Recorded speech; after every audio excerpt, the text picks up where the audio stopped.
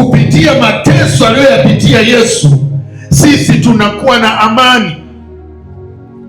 Hata unapoonekana unapita kwenye wakati mgumu, lakini kwa sababu ya amani yako Yesu aliibeba, akapanda msalabani na ile huzuni, akapanda msalabani na ule uchungu, akapanda msalabani na yale maumivu. Wewe leo unafarijika katika nyakati zote.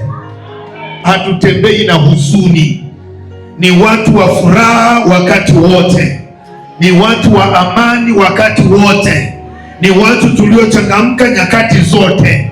Ziwe ni nyakati mbaya, ziwe ni nyakati nzuri, kwetu sisi ni furaha, kwetu sisi ni shangwe. Haleluya!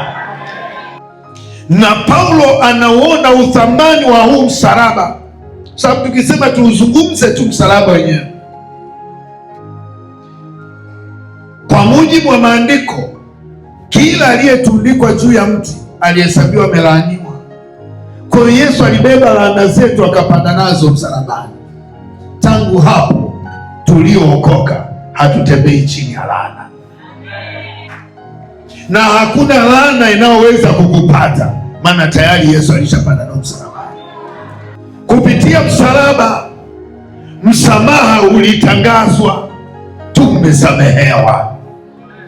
Hatutembei chini ya hukumu tena, maana msamaha ulishatangazwa juu ya msalaba.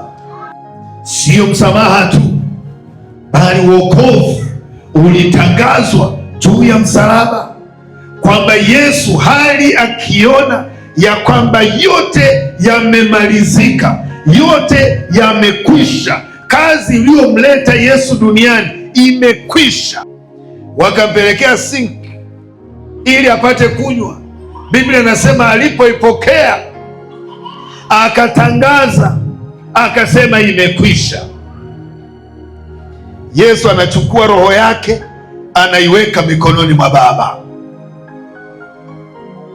Hakuna aliyemuua Yesu, ila ni Yesu mwenyewe aliichukua roho yake na kuiweka mikononi mwa Baba.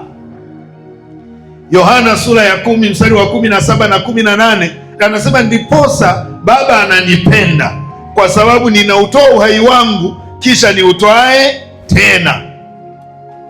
Mstari wa 18 anatuambia, hakuna mtu aniondoleaye uhai, bali ninautoa mwenyewe na urudisha mwenyewe. Baada hapo akashuka kuzimu. Alipomaliza kazi iliyompeleka kule ya kuchukua mamlaka